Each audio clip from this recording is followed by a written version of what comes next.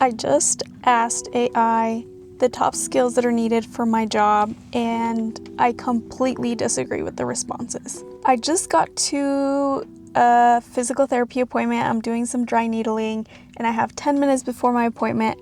So I did a quick little experiment and just put into ChatGPT and Claude a question. And the question is, what are the top skills product managers and directors need today? And I'm going to tell you, I 100% disagree with especially the order of the responses.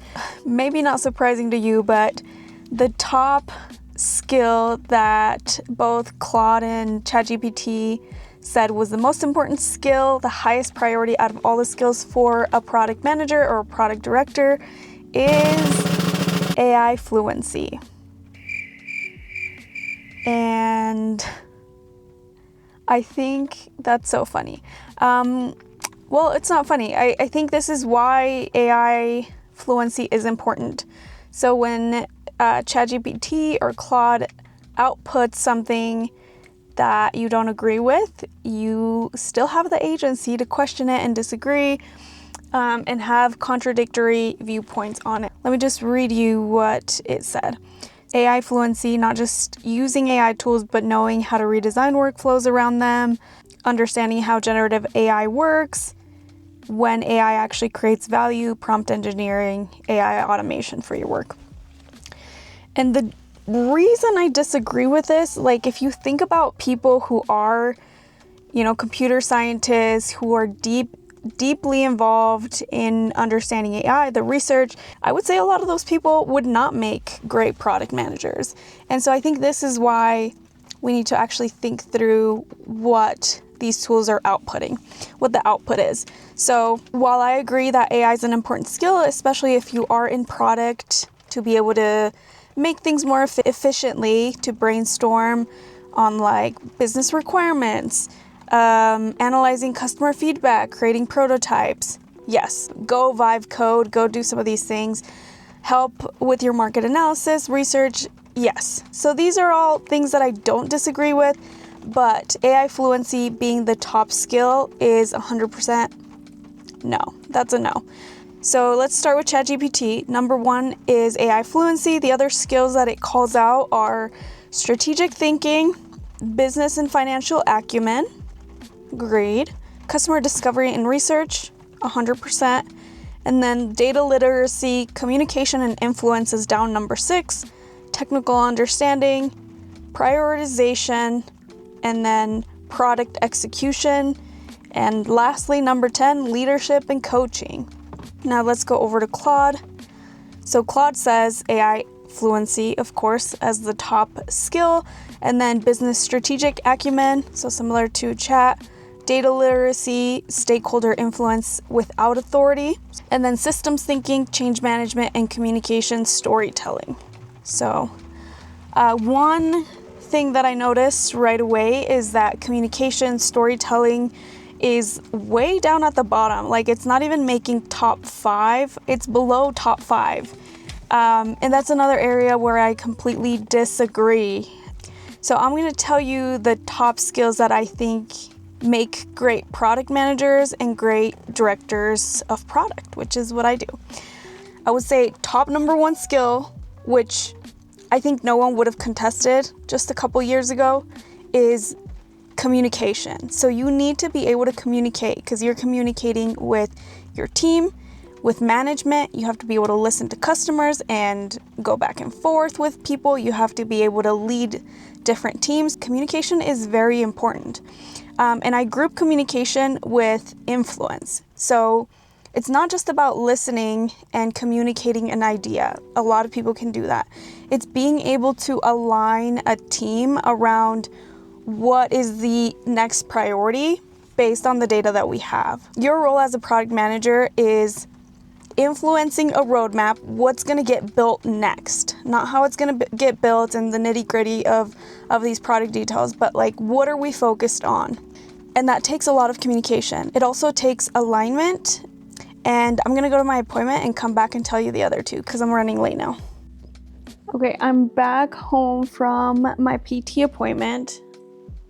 And I just wanted to wrap up my thoughts. What I was saying right before I had to head to my appointment was that having really good communication skills, being able to communicate with stakeholders, your team, and then being able to influence and so persuade people of like, these are the best choices or this is what we need to be focusing on is really critical in the role that I serve. So I think, I wouldn't put communication below the top 5 skills. So that's my take. Other 2 important skills that product managers need to have are 1, strategic thinking. And I think a lot of people are trying to outsource that to AI. And I don't think that's the best idea. Strategic thinking is what makes good product managers what they are. Part of this is decision making. That's one of the hardest things about being a product manager. And I don't think decision making and strategic thinking necessarily is something you want to outsource to AI. What I mean by this is you can certainly give ChatGPT, Claude Gemini, Copilot, whatever, some data about your product and have it inform what you're going to focus on, what are the best value areas of improvement and things like that. However, I still think the product managers, and especially the good ones, need to have a really good sense of decisions we're going to make going forward and not to really outsource that. Along with that is prioritizing. So again, this is kind of hand in hand with decision making, but we do a lot of prioritization. And so what needs to be worked on now, what could wait, especially if you think about like roadmaps, what we're working on now versus later, or like some things that we have to defer that might still be important, but not top priority. So again, I think it's those strategic thinking skills that need to continue to be important, and we don't want to lose all our agency. If you listen to everything that AI is telling you when you give it data or when you give it some prompt, then we're all going to be creating pretty generic products. There's not going to be a lot of creativity and innovation. And so I think, again, just being able to think very strategically is a key skill. Much more important than AI fluency, in my opinion. And then lastly, here of like the top 3 skills is data literacy. As product managers, you can delegate a lot, but having the ability to look at data, synthesize, come up with real customer insights based on, whether it's surveys, interviews, other forms of data out there, you have to be really good at parsing through that data. The best product managers and directors of product need to continue to have that data literacy skill. So all of these go hand in hand.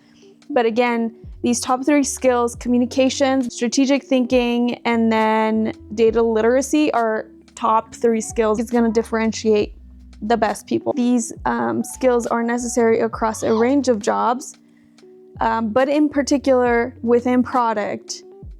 If you lose these skills, then I don't think you're going to be very great at differentiating your product, which is essentially what we still need to be able to do. So you can automate the coding, you could automate some of these things to be more efficient.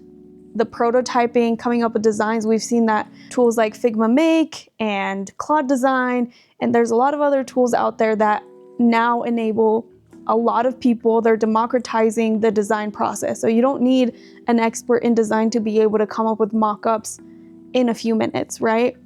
But again, it's those other skills about what makes the most sense. And it's not just about throwing spaghetti on the wall and like, creating as many designs as you can. It has to be aligned with business goals. It has to be aligned with customer needs.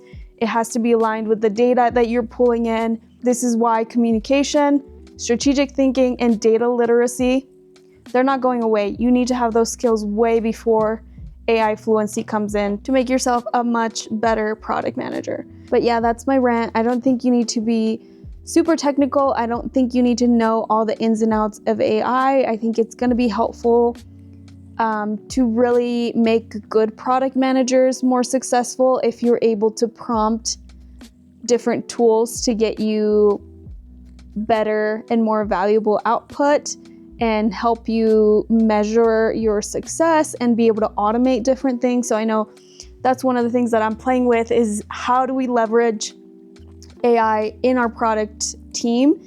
And rather than diving in and trying to implement everything, what I'm doing and what I'm focused on right now is on evaluating what we're doing as a team. So I've sent a template for everyone in my team to fill out, just kind of asking them, where are you spending your time right now? Like, just have them think about their current workload, what they spend the most time on, and then within those tasks, identify the workflows and being able to see where we can actually leverage AI. And then I'm having them also prioritize which areas they would see as beneficial, any potential roadblocks. So again, just thinking about it, taking a step back before we implement anything out there. Like, let's find out, I'm kind of treating my team as a customer. I'm trying to find out where are the pain points and where can we actually leverage AI, where does it make sense, rather than what I've seen in other companies is leadership just decides it's a great idea, let's use anything and everything, and let's move fast and break things. That's not the approach I'm taking. It's cool to innovate, but for me, it's better to just take a step back, understand what we actually need, where we could be more efficient, and not try to break things or implement AI in processes that are currently working, and rather focus on those areas where we are spending more time. So that's my approach for now. I will keep you updated on what I learn along the way. I am excited to go through and review everything that the team is going to be recommending, and then I'll have enough data, right, to analyze and then make a decision around, and then be able to communicate that, get everyone aligned. So again, those 3 skills that we just talked about are going to come in handy in this process too. So those are my thoughts for the day. It's kind of a ongoing rant. Anyway, rant's over for now, and I hope you come back for the next one. I need to edit my vlog where I head out to Columbus and kind of what I learned from that one, but it's going to be a little bit more time consuming because I had some takeaways that I wanted to include. So for now, rant over, and I hope you come back for the next one. Cheers.